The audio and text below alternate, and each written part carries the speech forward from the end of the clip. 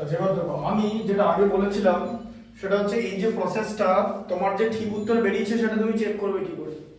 বলেছিলাম যে ab equal to constant হবে, তাহলে ab মানে a ইনটু b সব জায়গাতে কনস্ট্যান্ট হবে, ঠিক আছে।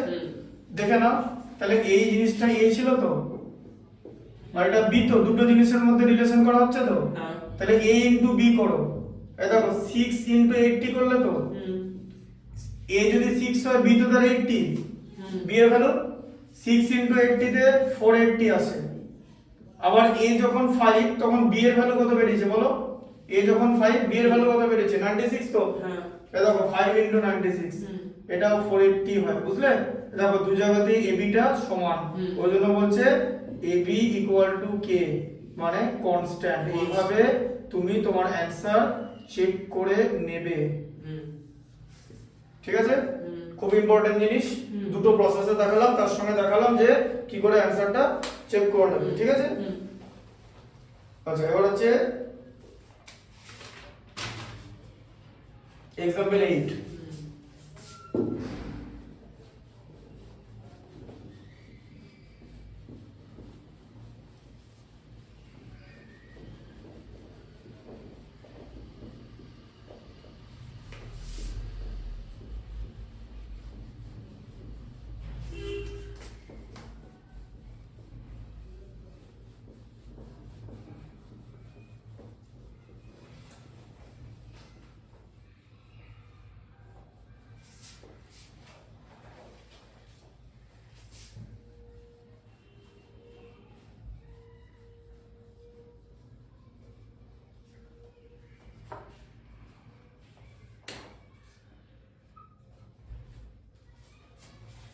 এবার হচ্ছে এক্সাম্পল 8।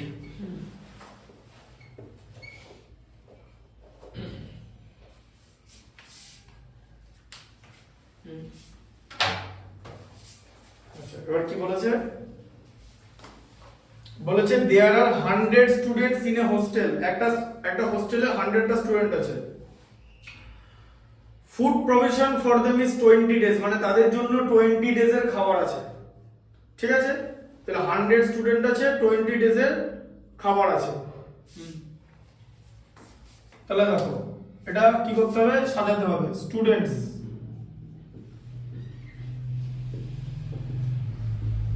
বা তার সঙ্গে হচ্ছে ফুড, ফুডের ইউনিট হচ্ছে ডেজ, ঠিক আছে।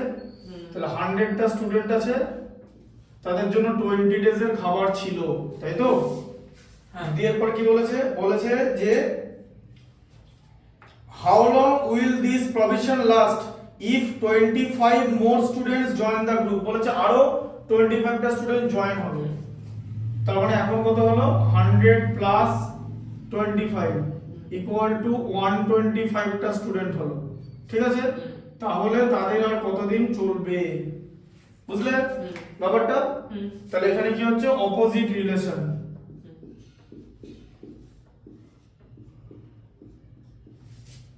Opposite proportion. কেন অপোজিট প্রপোর্শন? তার কারণ লোক বাড়লে তো খাবার কমে যাবে, তাই না। একজন 5টা রুটি খায়, আরো একজন হয়ে গেল, তাহলে তো 5টা রুটি তো আছে, রুটিটা সেম আছে, তাহলে তো 5/2 হয়ে যাবে। তাহলে যে 5টা রুটি আগে পেতো সে তো অর্ধেক রুটি পাচ্ছে, কারণ লোক সংখ্যা দ্বিগুণ হয়ে গেছে, তাই তো। তাহলে এখানে কি, যে স্টুডেন্ট বেড়ে গেলে ফুড কমে যাবে, ঠিক আছে, বা কম দিনের খাবার হবে, তাই তো। আচ্ছা তাহলে এটা কি করব, দুটো প্রসেসে করব, তাই তো। তাহলে প্রথম প্রসেস হচ্ছে ইউনিটারি।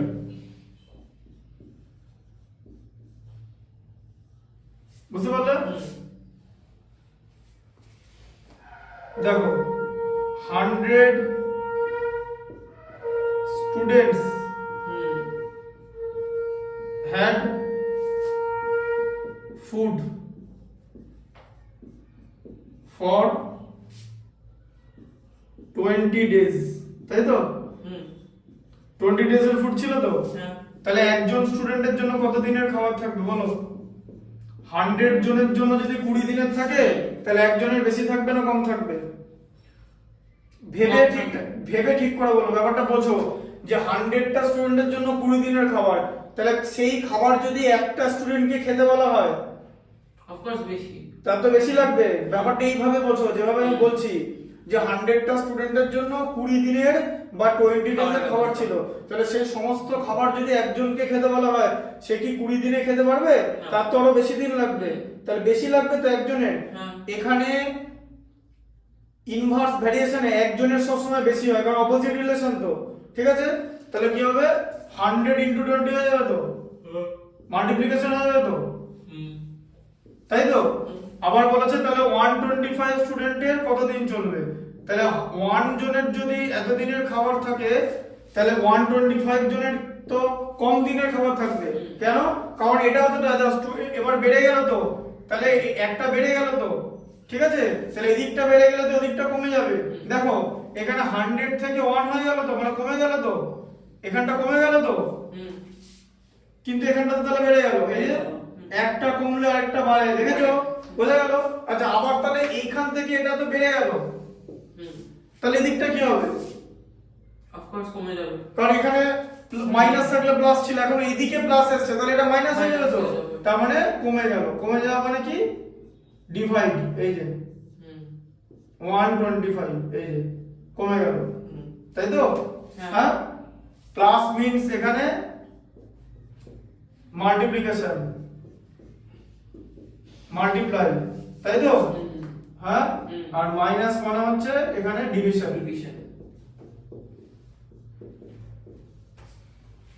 তাহলে 100 ইন্টু 20 বাই 125, তাই তো? এবার আরেক জায়গায় লিখে নাও 100 ইন্টু 20 বাই 125। 100 কে 25 দিয়ে 4, একে 25 দিয়ে 5, 5 কে 4 দিয়ে 20, তাহলে এখানটা কত হলো? 4 into 4 equal to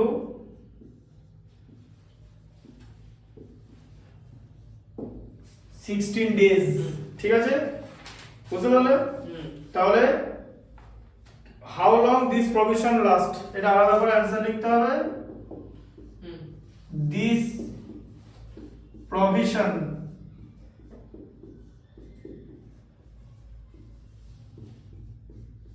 will last for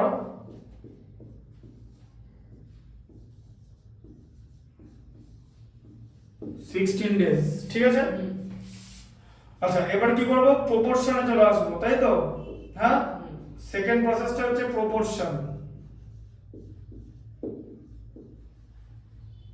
তাহলে প্রপোর্শন কি নিয়ম বলেছিলাম? একটা ডিরেক্ট করতে, তাই তো, নিচে, আর একটা তাহলে ইনডিরেক্ট হবে তো, উপরে চলে যাবে, একটা অপোজিট হয়ে যাবে। তাহলে কি হবে বলো? 100 ইজ টু কত হবে? 100 ইজ টু হচ্ছে 20, ঠিক করে, ঠিক করে, এ 125, 125, ঠিক আছে? ইজ টু কত হবে বলো? 20, ঠিক করে বলো। এদিকে যাবে, এদিকে যাবে, এটা আগে দাও, b ইজ টু 20, বুঝতে পেরেছো? হ্যাঁ, ভুল করলে কিন্তু অন্য উত্তর বেরিয়ে যাবে। আচ্ছা, এবার তুমি কি প্রসেস ফলো করে বলো? ডিভিশন না মাল্টিপ্লিকেশন? মাল্টিপ্লিকেশন। তাহলে 100 ইনটু কত হবে? 100 ইজ টু হচ্ছে b হবে। আবার বারবার তুমি b বলছো কেন? বারবার তুমি b বলছো, এখানটা ভুল করছো। আমি কি বলেছি আগের দিন কিন্তু আমি শিখিয়েছি যে ফার্স্ট টার্মের সঙ্গে লাস্ট টার্মের মাল্টিপ্লাই হবে তো, তাহলে 100 ইনটু 20 হবে তো, হ্যাঁ, ইকুয়াল টু কত হবে? 125 ইনটু b, ঠিক আছে? দেখো, মাল্টিপ্লিকেশন হলে ফার্স্ট টার্মের সঙ্গে ফোর্থ টার্মের মাল্টিপ্লাই হবে, সেটা ইকুয়াল টু সেকেন্ড টার্মের সঙ্গে থার্ড টার্মের মাল্টিপ্লিকেশন হবে, ঠিক আছে? আচ্ছা, তাহলে b ইকুয়াল টু কত হবে? 100 ইনটু 20 বাই 125, তার কারণ এটা b এর সঙ্গে ছিল, তাই ডিভাইড হয়ে যাবে, তাই তো? আচ্ছা, তাহলে এখানে কি হলো? 100 ইনটু 20 বাই 125, 25 দিয়ে কেটে দিলে 5, 25 দিয়ে কেটে দিলে 4, 5 4 এ 20, তাহলে কত হলো বলো? 4 ইনটু 4 এ 16, বুঝতে পারলে ব্যাপারটা? হ্যাঁ, এখানটা ভুল করবে না, পরের মেসেজ যেন আর ভুল না হয়, ঠিক আছে? ডিভিশন, যদি ডিভিশনে যাও ফার্স্ট, যদি এটা হচ্ছে মাল্টিপ্লিকেশন প্রসেস, ঠিক আছে? আর যদি ডিভিশন হয় তাহলে first term by second term হবে ইকুয়াল টু বলো third term by fourth term হবে, এটা হচ্ছে ডিভিশনের রুলস, যে যেই প্রসেসে যাবে সেই প্রসেসের রুলস ফলো করতে হবে, ঠিক আছে? তাহলে আবার এখানে লিখে দেবে যে it will last for 16 days, ঠিক আছে? বোঝা গেল কনসেপ্টটা? আচ্ছা, এবার তোমার যে অ্যানসার ঠিক হচ্ছে কিনা সেটা কি করে বুঝবে? কি শিখেছি? এ বি একই বলেছি তো? আচ্ছা, এটা এ ছিল তো, হ্যাঁ এটা বি তো, তাহলে এ বি ফার্স্টে এ বি কত?